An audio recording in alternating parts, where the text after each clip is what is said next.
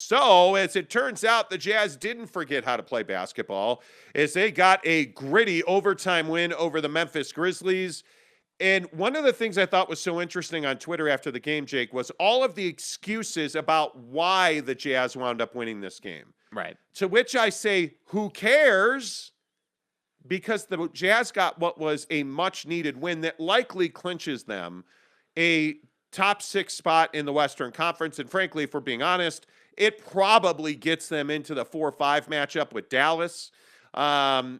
This was a big win, and I don't think we need to make excuses as to why it happened. Yeah, I mean, there shouldn't be any handicapping or excuse making. I mean, they won the game. I think that there was nervous time happening for the Jazz fan base when you have a 9-point lead that gets cut to 4 in like 3 possessions, real quick. And I don't blame the fan base for feeling that, but I think overall it was a good performance. I mean, like I said yesterday on the show, it's not 3 quarters. NBA games are not 3 quarters. It doesn't matter what you do after 3 quarters. It matters what you do, in a 48-minute game.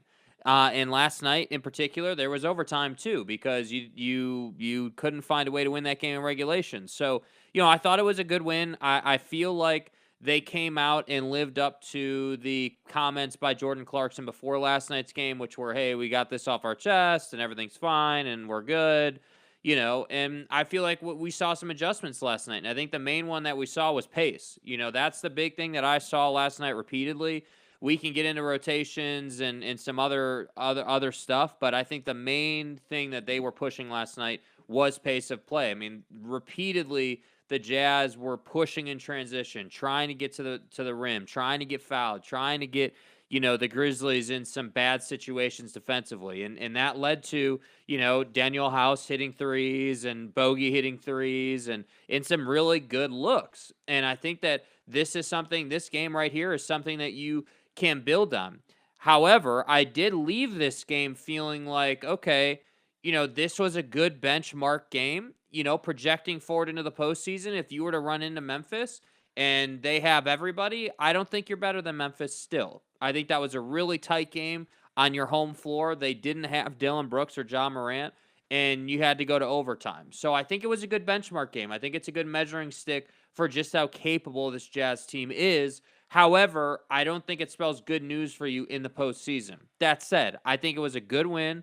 I think it was a much-needed win. And, yeah, it guarantees that you're not in the play-in tournament and, you're going to get your 6 seed at a minimum. Maybe you can get back up to the 5 seed. So I thought it was a good game. Yeah, and I understand why Jazz fans want to, I don't know, put caveats or conditions on the win.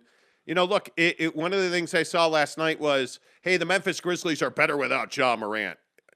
Come on, guy. What the fuck are you talking about? You really believe this is a better team without Ja Morant? By the way, if Ja Morant plays last night, the Grizzlies win that game because he's not missing an easy layup at the rim essentially at the buzzer. Yeah. That's not happening. Yeah.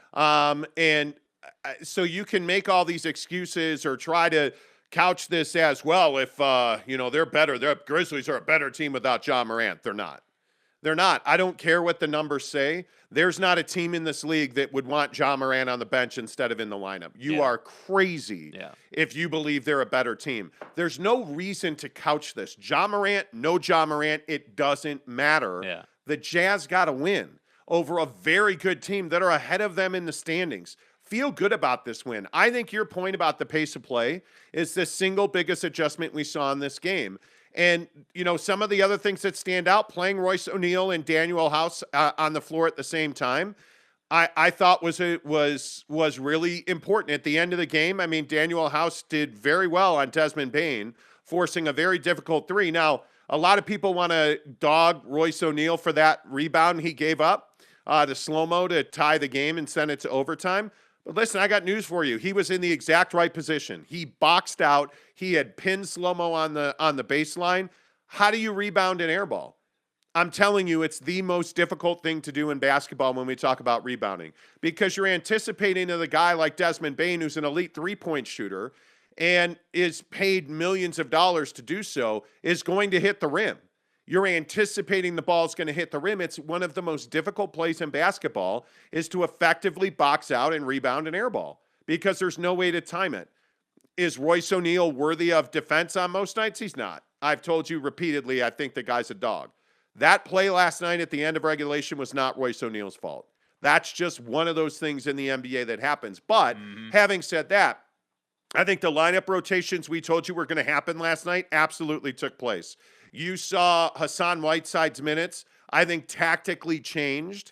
I think that one of the things you saw in this game was Rudy Gobert was effective, but he is I think making more of a pointed effort. Now, having said that, Jaren Jackson shot threes well, but you can see that Rudy Gobert was pushing up and out to the three-point line last night.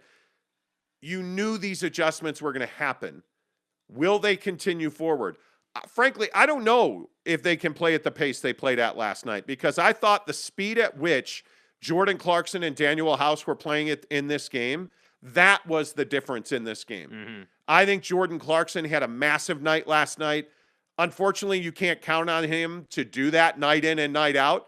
But I think when Jordan Clarkson plays at that speed, Jake, he's damn near unstoppable. Yeah, he's tough to stop. And I think that, pace of play is one thing that every NBA team is trying to figure out based on the guys they have on the floor. And I think that, the Jazz last year were a team that could get quite a few good 3-point looks in transition. And this year it just hasn't been the case. And so last night they got those looks again, and they made quite a few of them, and they missed several of them in crunch time. But, the point is that at least you're getting the look now. And I think that, I think that this Jazz team did really well last night.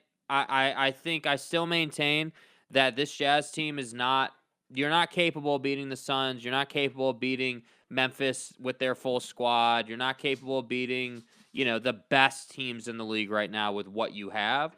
But you're capable of giving them a great fight. You're capable of pushing them to the brink, especially when you're shooting well. When you make 23s a game, you're putting yourself in a great position to win games. And that's what this team needs to get back to. I feel like for so long, we're seeing them make like 13, 14 threes a game, and that's not enough for this team. They've got to get back to 23-point makes a game, and they got to get back to playing fast like they did last night. Now, can they sustain how fast they played last night? No, probably not.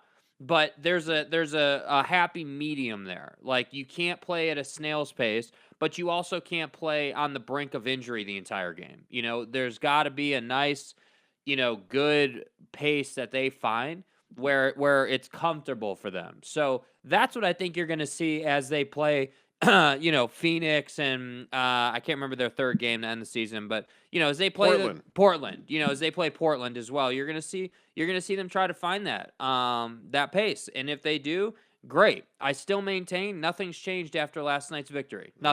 Nothing's changed. It was a moral victory. You had a nice night. Everybody, it's something to feel good about. And now you're looking at Phoenix. That's what you're looking at. And by the way, I wish we had funeral music on the show today, because the death of the Jazz blue uniform is painful. It's a big loss. I love that blue uniform. It's a good one. It's one of the few Jazz uniforms I actually like. I'm not a huge fan of like the yellows, the black ones. I like that one, whatever the city edition. I like that uniform. The blue uniform is by far my favorite Jazz uniform. I love that color combination. And as you can see, I'm going through some shit right now. And it hurts, man. It hurts me deep in my bosoms of core, where I just get that special tingling inside. And I will miss the blue uniform. So you better check yourself. Yeah, I don't know why.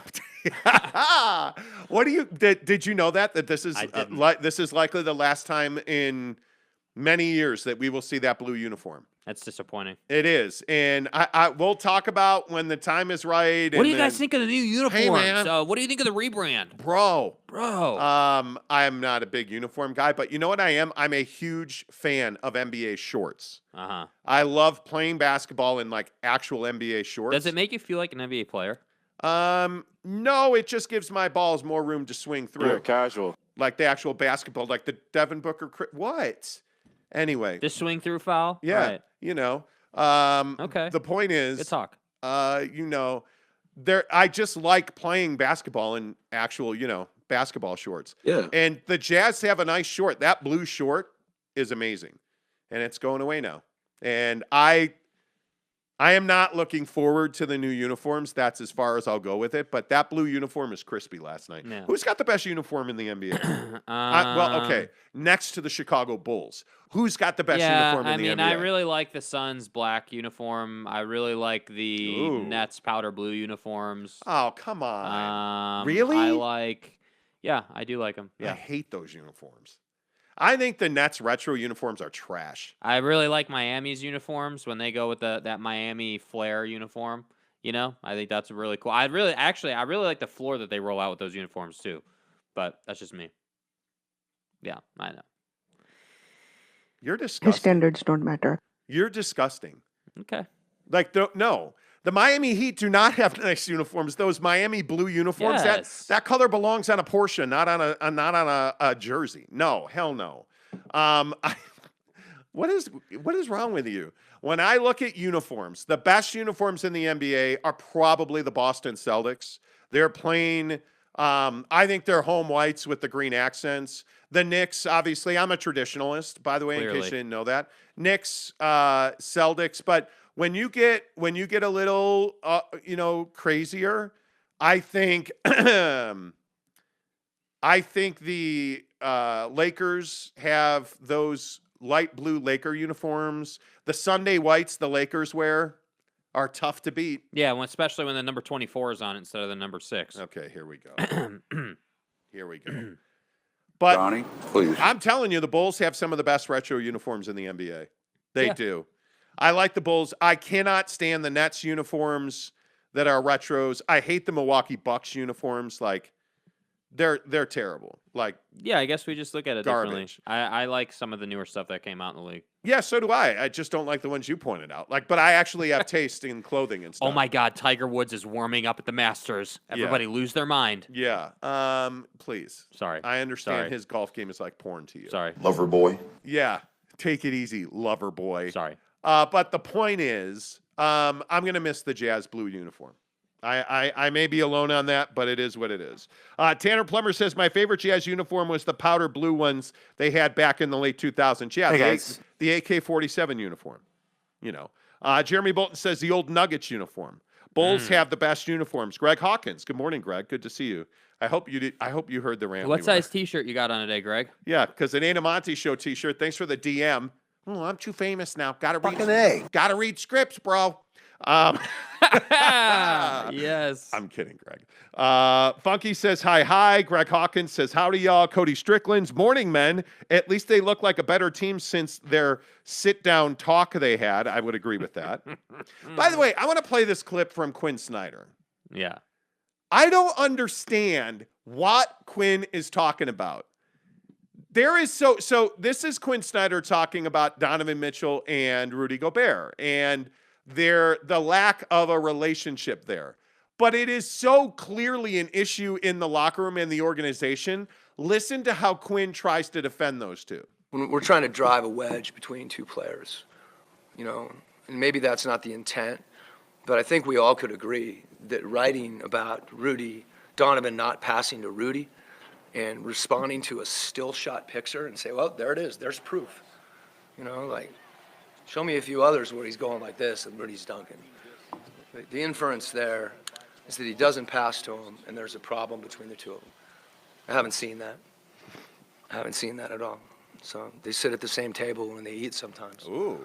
We don't, I don't know if they ride to practice together. Probably not. Let's not try to drive a wedge, and especially using numbers. We should be more responsible than that.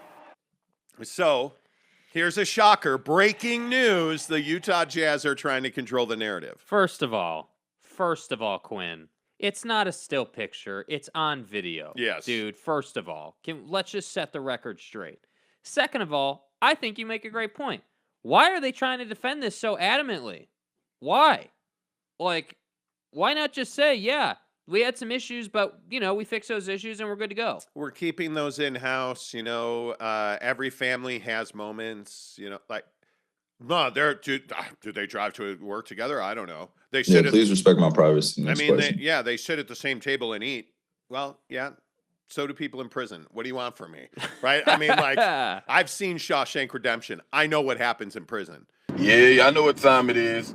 It's probably not an accurate Wow. depiction. But Wow. my point is, Wow. I don't know why, this Jazz organization pays so much attention to the media. Yeah, they want to control the narrative. It is amazing. Yeah, they do. And look, I get it in this, you know, and we don't really need to go down this whole rabbit hole, but I think this just plays into the conversations we've had in the past of like, wow, okay. The conversations in the past about the Jazz not being held accountable by the media, you know, and not being asked pointed questions that should be asked, you know. And so now you have culture where they just want to control the narrative, and you got to put your head coach on the stand to defend, you know, Rudy and Don. I think it's weird. Yeah, and I don't know that I would go as far as to say that it's weird. What comes to my mind, and the thing that I think, and I don't know. I mean, I think that it's very clearly an issue when you're talking about it with that much venom. Yeah. And you're like, we need to be talking something else. Well, what else do you want us to talk about? Like, because you won't talk about your rotations. You won't talk about, and you're not asked by the media here, why you don't like playing young guys. Hey, by the way, has anybody seen Eric Paschal? Is he dead? No, he died with the blue uniform. I believe he did. Yeah, he's gone. Like, I just don't understand why it's not correct to question this team. Mm-hmm. And I think the thing that bothers me so much is that I am one that values Quinn Snyder more than most.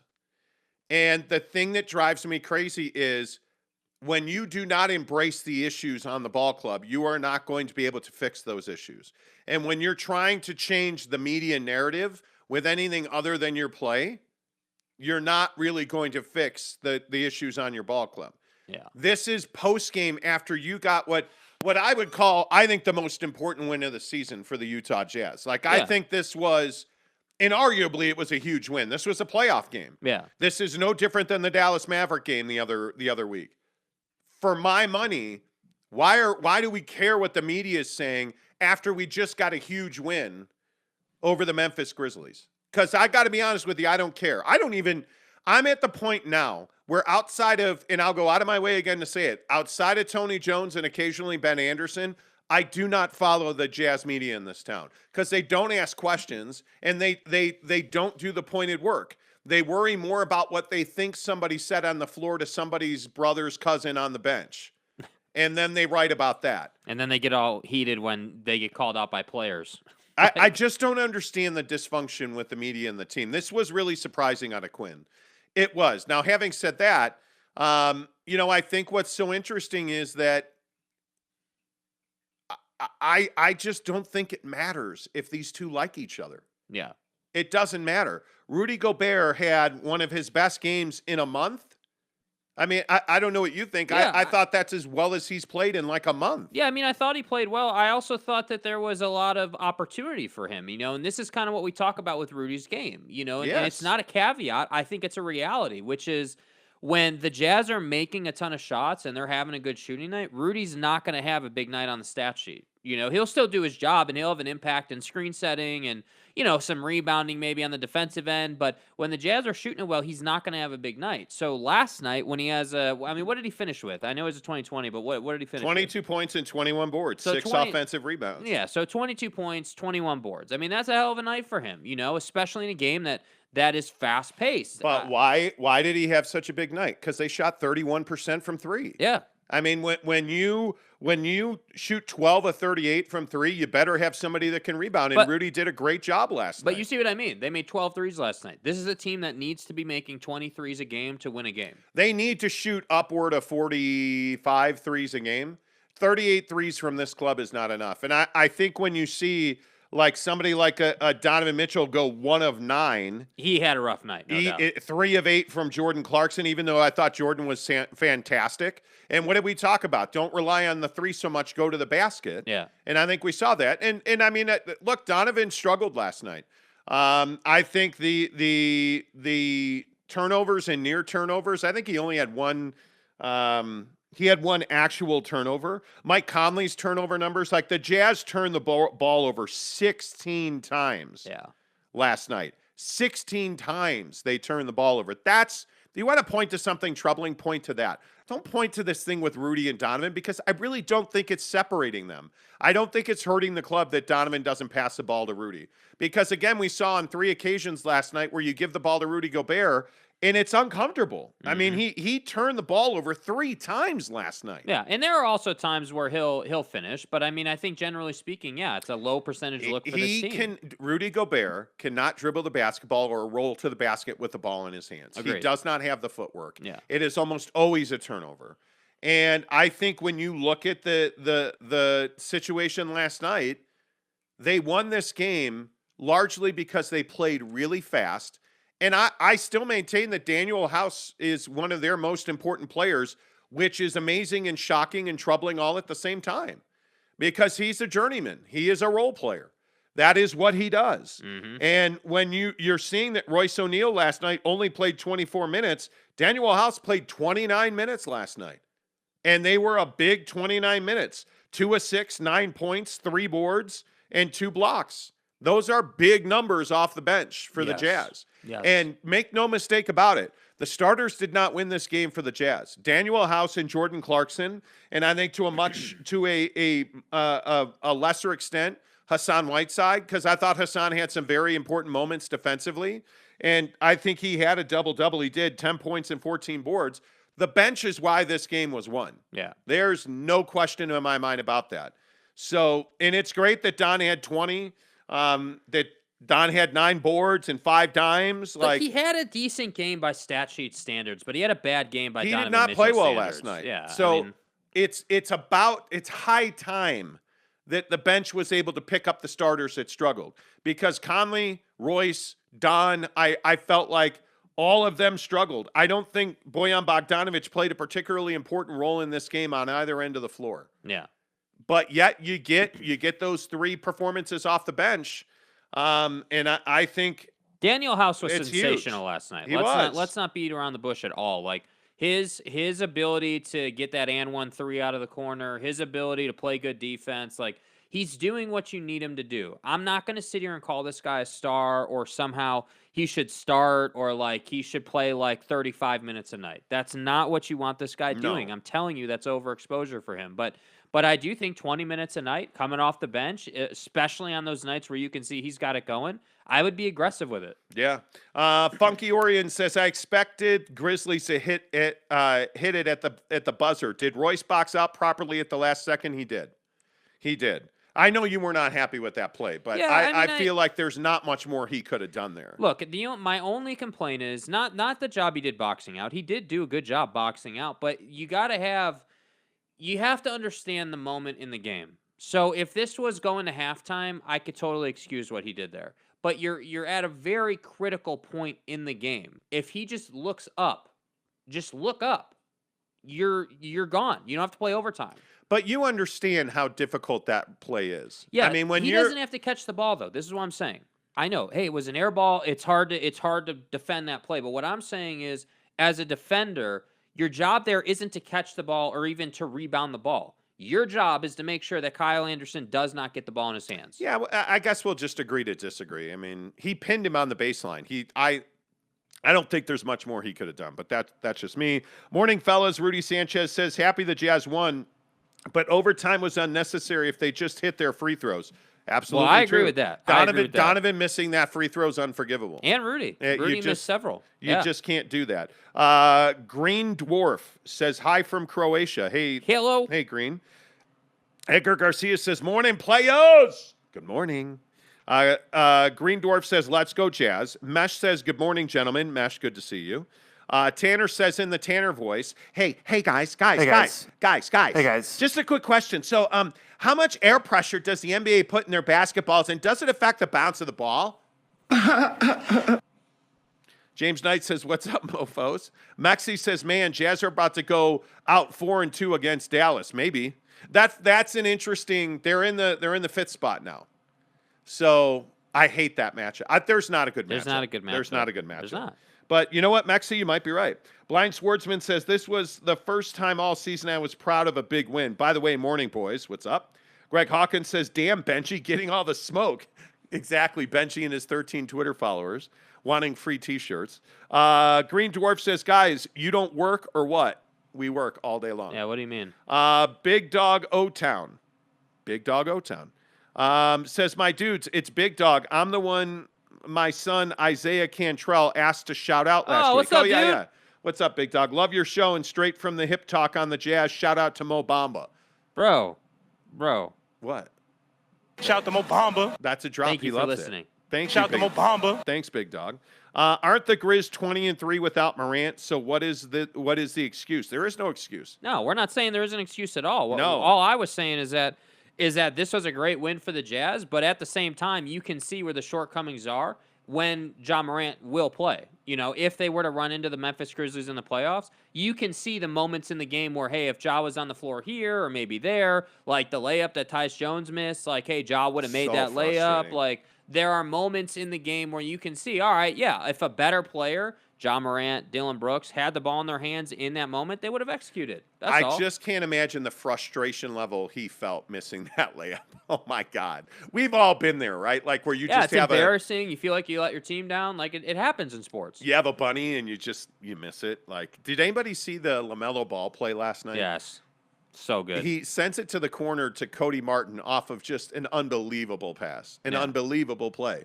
Cody Martin shot an air ball. Hey, guys. On a wide open 3 off of a spectacular dime, and he shot an air ball. It was terrible. Kobe Don, Kobidohn. Nice win for you guys last night. We didn't have our guys and ran out of gas, but that's how it goes. Nice dub for the Jazz. I agree with that. I agree. James Knight says, I was expecting the no Morant narrative. Your credibility is retained. Nah, it is what it is. Yeah, but the Jazz shot badly, 41.7 and 31.6 from 3. Yeah, they did not shoot well, and Rudy had a massive game. Jeremy Bolton says, if Ja Morant plays, blah, blah, blah. If it's and buts were candies and nuts, my aunt would be my uncle, but she ain't got no balls, so she's not. Let's settle this right now.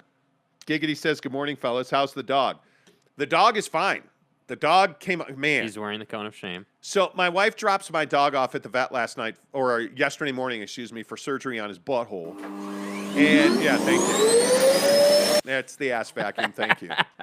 And he was going to have some moles removed around his butthole. Butthole. The doctor calls me and she's like, well, I just want you to know, I want to make sure somebody covered this. He has a heart murmur and, the anesthesia could kill him.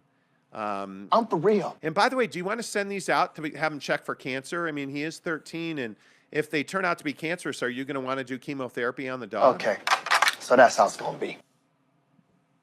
Bro. I'm just like, nah, man. Nah, I'm fine. I'm completely fine.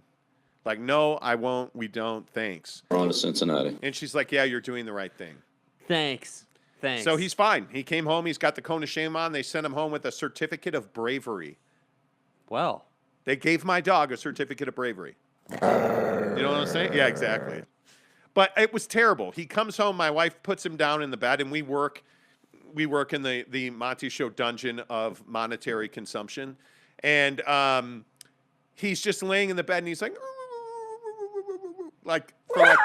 no, he didn't have that much energy, man. He was still high as a kite from the anesthesia and the pain pills. But he was just laying in his bed like just, and you know what he's like laying there saying, oh, my ass hurts. Oh, yeah. And it's like, Daddy. Anyway. Wow. Yeah. Daddy. Wrong kind of ass pain. Brandon Whiteside says, Fakers eliminated LeBum, street clothes, and Westbrook take the L. Exactly. Mesh says, last night was a great win. Jazz fans need to shut up and take it, given the fact that we struggled horribly lately. Great confidence booster. Exactly. 100% true says, you seem to love black people, bro. Okay. Okay. Well, hey, thanks for stopping by. Great comment there, kiddo. Don't ever fucking do it again. Bye. And then we get a comment dump. My God. Dump. You guys are crazy. I don't. No. Mesh says Bogdanovich gives us a different dimension to our offense. Someone who can post up in the mid-range and make something happen, even though the guy just did almost nothing in the mid-range yesterday. Greg Hawkins agrees the Bulls have the best uniform. Thank you. Nico Sangalang. Quinn Snyder almost made the same mistake against the Golden State Warriors. Midway through the fourth, Snyder put Royce back in the game and had a few rough moments. Caleb says, good morning. Caleb went to the game last night. Tanner says, slurp alert. Oh, no, Jake is crushing on Tiger. Jake, what would Kevin Durant say? Yeah, why are you cheating on Kevin Durant? I'm not. Well, I'm not. I mean, you're already in a threesome with Kevin Durant and Baker. It's different sports, so there's no cheating. I mean, it's, you know. I mean, cheating on Durant would be saying that LeBron is a better player, which is totally untrue. Okay. JSS Daddy says, I'm very happy for PlayStation. Okay, cool. Good luck. Scott, you know. Scott Howard says, good win, regardless if Memphis wasn't at full strength. Anyone notice how Bogey seems to always split foul shots? They're flat shots, too. Those misses were huge, and I called it before he shot them. Well, because you know everything, Scott. Yeah. You know. Caleb says, I hope House gets a contract extension. He's been huge for us, both offensively and defensively. Okay, I would slow your roll on that.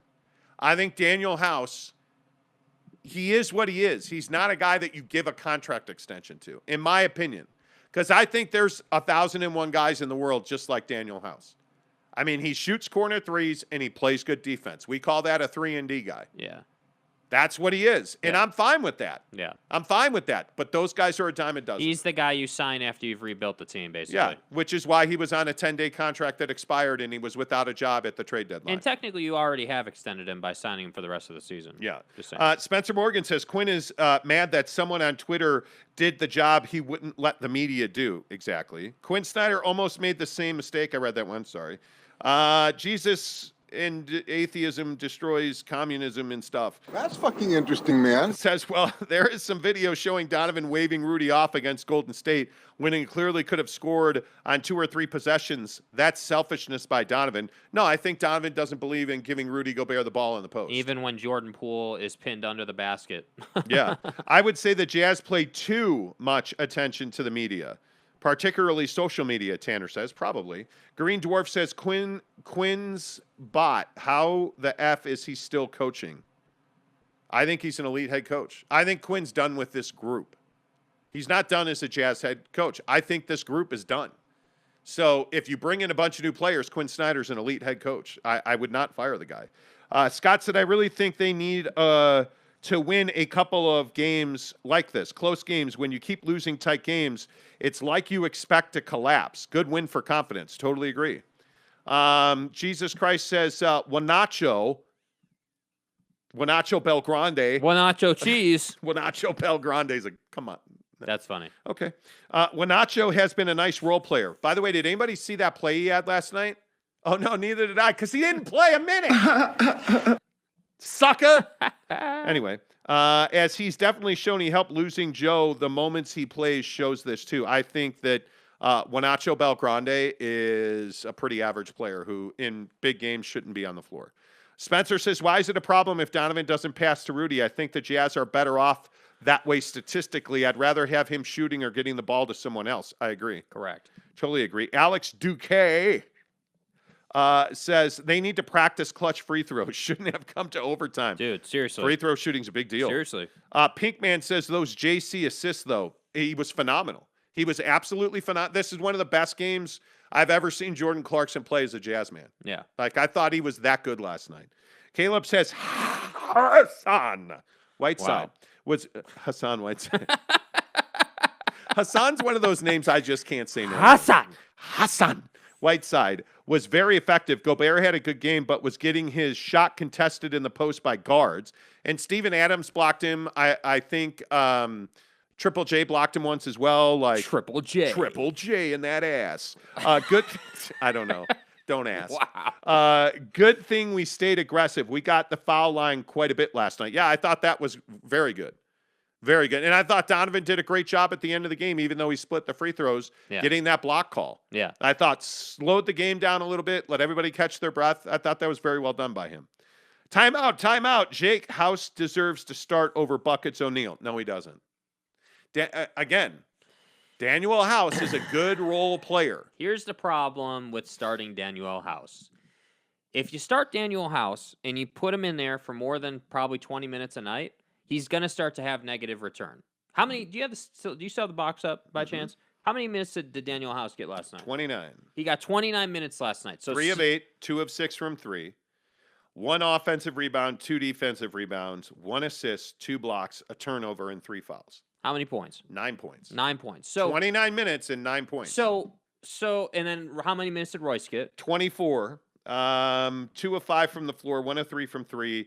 A D and an O rebound, 2 assists, a steal, 6 points, 3 turnovers. So they're basically the same guy. The only difference is House brings a much better, much higher use defense skill set. And he runs the floor. He plays at a much higher aggressive pace than Royce does. So, I mean, I don't think that it's not like Daniel House is giving you 20 a night and he's playing great defense and he's pushing you and basically forcing the issue to become a starter. He's not a starter in the league. He's just not. He's a pinch hitter who hits a home run. Yeah. And then everybody's like, oh, you got to bat him clean up. Oh, my God. And he goes like 1 for his next 37. And he's like a 210 hitter who. But he makes all the diving plays in center field. Yeah, and he gives you a home run every 76 at bats. Yeah, so he's a name, but that's why I say you don't mess with a good thing in Daniel House. Don't throw him in the starting lineup. Find the balance between him and Royce. And when Royce is having a crap night, yeah, sure, give House 5 to 10 more minutes. Okay, great, I can get down with that. But do not start Daniel And this House. is Juancho Belgrande. I'm telling you right now. Everybody's like, oh, shooting the 3. Well, got to put him out there. No, you don't. You don't got to do nothing with him. That motherfucker don't miss, man. Hernan Gomez is a below average player. He is. Frankly, if Bogey's not playing, okay, I can see why Hernan Gomez gets time. But I'm telling you right now, that's the extent of it. When you need to play somebody, you play Nacho Belgrande. When you have a choice, I mean, you're probably just going Taco Supreme. I mean, okay, the Taco Bell joke's got to stop. It's too much now. It's too much now. Josh Alpaul says, this is such a random question, but what is your guys' thought about BYU football this coming year? Oh. It's not time yet. Please. We've done so well not having to talk about Jaren Hall's mom on this show. You had to go ahead and bring up BYU, didn't you? Why? Why not just bring up the JIMMER? Why? Why not bring up baseball opening day? You How know what about I'm that? saying? Or like Tiger. Caleb said that was a fun game. You can tell the Jazz really wanted to win. I would agree. What is up with all these new people? Love you guys. By the way, really quick. On the guy who asked about BYU. I think they're going 0-13. I mean, I just don't see a win on the schedule. Yeah. You're the weakest of the weak. Pretty much. Yeah. That's who BYU is. No, that's a joke. No, we'll get into it. We'll get into it down the line. We I think talk they're gonna a have a good ton season. of football on this show. I mean, you can go back. We're not going to get into it today. It's not the right time. We ain't got time for it. But if you go back on the channel in our videos in the playlist, I actually think we do. Do we have a BYU playlist on the show? I don't think we do. Well, we have a couple playlists. Go through them. You'll find it. There's a lot. And here are our thoughts on BYU. So much to the point, I can't remember who, one of our listeners, was it Spencer Morgan's like, there better be a Utah thumbnail. Like, we talk so much BYU and Utah football that people are like, there better be a Big 12 thumbnail tomorrow, you prick. Anyway, Mannequin Adams 2010. I voted for you. Okay. Says, this is the first time in a month, I believe the Jazz had a better rotation. I would agree with that. I would agree. Scott Howard says Jazz can beat Dallas. It's saying they will, but they could win that series much rather face them than Golden State. Yeah, absolutely.